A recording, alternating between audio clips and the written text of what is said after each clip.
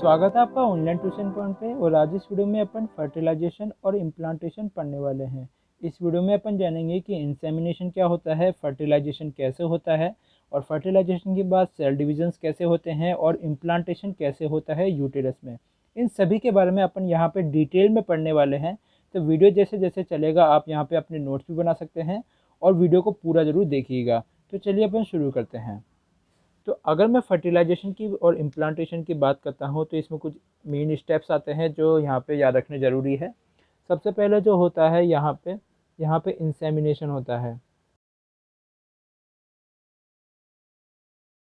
Insemination होता है, उसके बाद यहाँ पे होता है फर्टिलाइजेशन,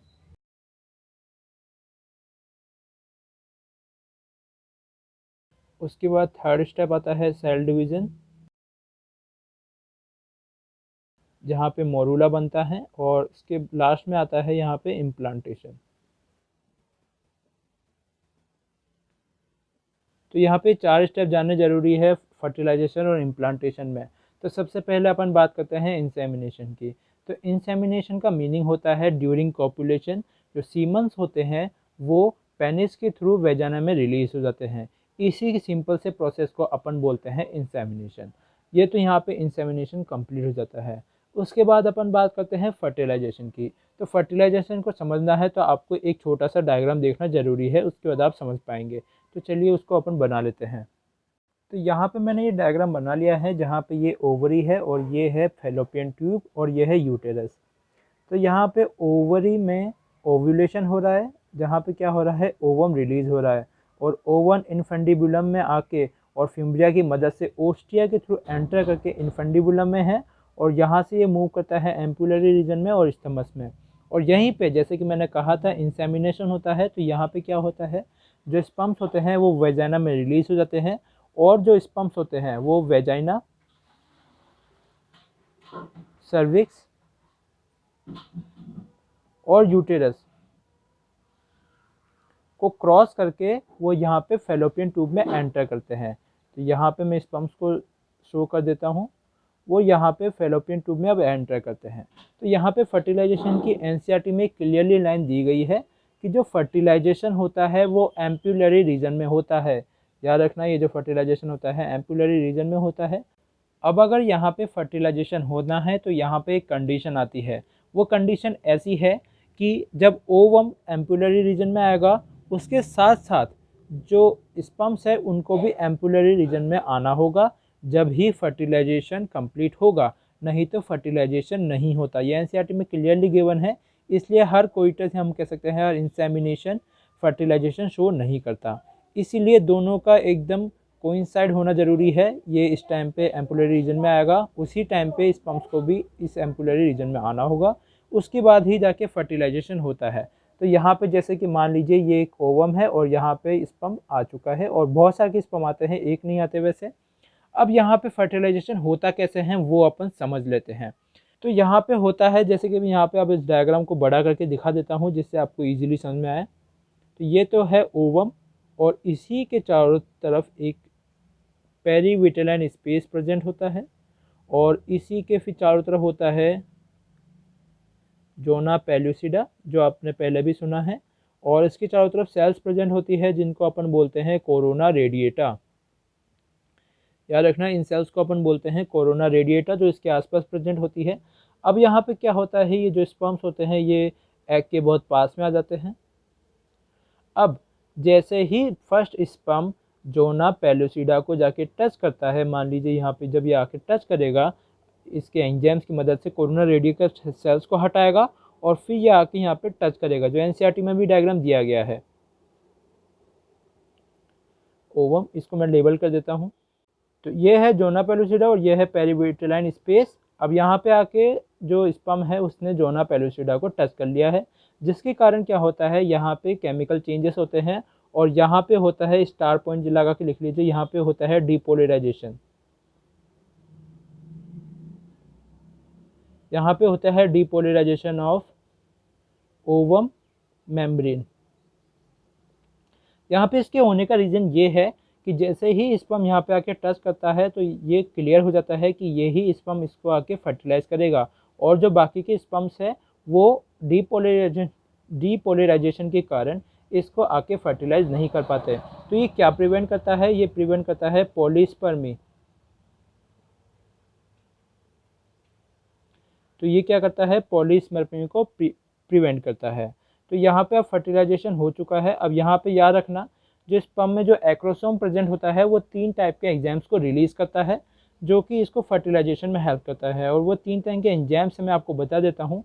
पहला होता है हाइलुरिनोडेज होता है, सेकंड होता है कोरोना पेनिट्रेटिंग एंजाइम और तीसरा होता है जोनालाइसिन। तो जो पहला एंजाइम होता है वो क्या करता है, फॉलिकल सेल्स को रिमूव करने में हेल्प करता है जो ग्रेनुलोसा सेल से बनी हुई होती है। सेकंड होता है कोरोना पेनिट्रेटिंग सेल्स, जो इन सेल्स के पेनिट्रेट करने में हेल्प करता है एंजाइम को। और लास्ट होता है जोनालाइसिन, जिसको एक्रोसिन भी बोलते हैं। याद रखना, एक्रोसिन इंपॉर्टेंट पॉइंट है, जो क्या करता है, डाइजेस्ट करने में हेल्प करता है जोना पेलुसिडा को। तो वो जोना पेलुसिडा को से एंटर कराने में हेल्प करता है स्पर्म को। और उसके बाद जैसे ही जाके वो पेरीविटेलन मेम्ब्रेन में टच होता है स्पर्म, और ये सीधा ओवम के साइटोप्लाज्म में एंटर कर जाता है। तो यहाँ पे हो चुका है अब फर्टिलाइजेशन यहाँ पे कंप्लीट हो चुका है। अब यहाँ पे स्टार्ट होता है सेल डिवीज़न। तो मैंने आपको पहले भी बताया था कि फर्टिलाइजेशन के बाद होता है सेल डिवीज़न स्टार्ट। अब यहाँ पे सेल डिवीज़न में क्या होता है, जैसे ही स्पर्म यहाँ पे एंटर करता है, जो ओवम होता है वो अपना सेकेंड मियोटिक डिवीज़न को कंप्लीट करता है। सेकेंड मियोटिक डिवीज़न को कंप्लीट करता है और ये भी अनइक्वल डिवीज़न होता है, जिसके कारण क्या होता है, यहाँ पे 2 सेल्स बनती है और जिसमें से एक होती है सेकेंड पोलर बॉडी, और जो दूसरा हैप्लॉइड कंटेंट होता है ओवम, उसको अपन बोलते हैं ooted। और यहाँ पे जो सेकेंड सेल होती है उसको अपन बोलते हैं ooted, जो कि मेन हैप्लॉइड ओवम होता है, जो सेकेंड म्यूटेड डिवीजन के बाद ooted होता है। इस ooted से ही ये जो ओवम हैप्लॉइड होता है ये फर्टिलाइज और सिंगेमी करता है। सिंगेमी करने के बाद ये यहाँ पे क्या बना देते हैं, जाइगोट। तो यहाँ पे आप समझ ही गए होंगे, जब ये 2 हैप्लॉइड सेल्स जब एक साथ फ्यूज़ करती है तो यहाँ पे ये डिप्लॉइड जाइगोट बन जाता है। अब यहाँ पे एनसीईआरटी में क्लियरली लाइंस दी गई है कि अगर अपन सेक्स डिटर्मिनेशन की बात करते हैं तो सेक्स डिटर्मिनेशन सिर्फ और सिर्फ मेल के थ्रू ही डिटरमाइन होता है, क्योंकि मेल्स में ही 2 जो क्रोमोसोम्स होते हैं वो अलग अलग होते हैं, एक्स और वाई, जिसके कारण क्या होता है, only and only mails he sex determination के कारण होते हैं। तो अब यहाँ पे अपन ने सेक्स डिटर्मिनेशन की बात कर ली है। अब इसके बाद अपन बात करते हैं सेल डिवीज़न की। तो जैसे ही जाइगोट बन जाता है और यहाँ पे सेल डिवीज़न होना स्टार्ट हो जाता है। और सेल डिवीज़न याद रखना, यहाँ पे स्पेशल टाइप का सेल डिवीज़न होता है। यहाँ पे सेल डिवीजन्स तो होते हैं लेकिन उनका साइज़ नहीं बढ़ता। तो यहाँ पे सेल डिवीज़न की स्टेजेस को मैं यहाँ पे अब बड़ा करके फिर से शो कर देता हूँ, जिससे आप इसको ईजिली समझ पाएंगे। अब यहाँ पे अपन देख सकते हैं कि यहाँ पे फर्टिलाइजेशन हो चुका है और यहाँ पे सेल्स, जैसे कि मैं यहाँ पे फर्टिलाइजेशन को शो कर देता हूँ। यहाँ पे फर्टिलाइजेशन होता है, इसके बाद क्या होता है, इन सेल्स में डिवीज़न होना स्टार्ट कर देते हैं। एक सेल्स के अंदर 2 हो जाती है सेल्स, फिर उसके बाद 2 से 4 हो जाती है, और उसके बाद 4 से 8, 16 ऐसे बढ़ती जाती है। और यहाँ पे क्या होता है, जैसे ही ये जो सेल्स होती है जाइगोट के अंदर, ये जब 8 to 16 सेल तक पहुँचती, इसको अपन बोलते हैं मोरूला। अब यहाँ पे मोरूला के बाद जब आगे और भी ज़्यादा डेवलपमेंट होता है तो ये मोरूला कन्वर्ट हो जाता है ब्लास्टोसिस्ट में। अब ये ब्लास्टोसिस्ट में कन्वर्ट हो जाता है। ब्लास्टोसिस्ट की खास बात ये है कि ब्लास्टोसिस्ट में मैं आपको स्ट्रक्चर बना के दिखा देता हूँ। तो ये तो ब्लास्टोसिस्ट की स्ट्रक्चर है, इसको ब्लास्टोसिस्ट बोलते हैं। जहाँ पे ये जो आउटर सेल्स होती है इसको अपन बोलते हैं ट्रोपोब्लास्ट, और इनर में यहाँ पे कुछ सेल्स प्रेजेंट होती हैं जिनको अपन बोलते हैं इनर सेल मास, और ये बीच में जो कैविटी होती है इसको अपन बोलते हैं ब्लास्टोसील। तो यहाँ पे ये ब्लास्टोसिस्ट स्ट्रक्चर बना लेता है। अब इसी के बाद ये जो ब्लास्टोसिस्ट होता है ये मूव कर रहा होता है, स्टमक को क्रॉस करने के बाद जब ये यूटेरस में एंट्री करता है तो यूटेरस में क्या होता है, जो एंडोमेट्रियम सेल्स होती है, एंडोमेट्रियम लेयर होती है,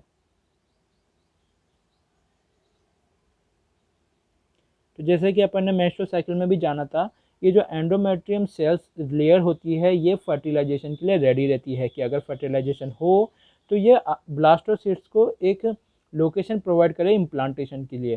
तो यहीं पे अब यहाँ पे पॉइंट आता है इम्प्लांटेशन का। तो सेल डिवीजन तो यहाँ पे ट्रोपोब्लास्ट तक होता है, अब इसके बाद आती है इम्प्लांटेशन। तो इम्प्लांटेशन में क्या होता है, ये जो एंडोमेट्रियम लेयर होती है ये ट्रोपोब्लास्ट को चारों तरफ से घेर लेती है, जिसके कारण क्या होता है, यहाँ पे इसका इम्प्लांटेशन होता है।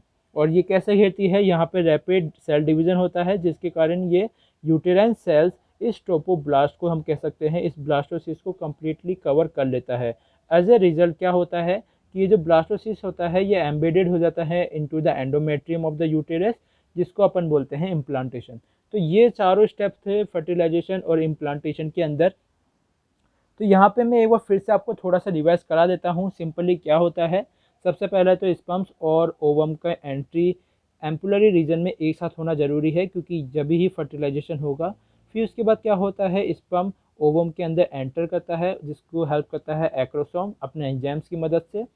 उसके बाद फर्टिलाइजेशन होता है, और फर्टिलाइजेशन होने से पहले पहले ओवम अपना सेकेंड मियोटिक डिवीज़न को कंप्लीट करता है, जिसके कारण वो सेकेंड पोलर बॉडी बनाता है, स्टार बना लीजिए यहाँ पे। और ये फिर oocyte को रिलीज करता है, oocyte के साथ स्पर्म फ्यूज़ करता है और क्या बनाता है, जायगोट। अब यहाँ पे जायगोट में सेल डिवीजन स्टार्ट होते हैं। सेल डिवीजन स्टार्ट होने के कारण 8 to 16 सेल की जो स्टेज होती है उसको अपन कहते हैं मोरूला, और मोरूला से फिर वो ब्लास्टोसिस्ट में कन्वर्ट हो जाता है।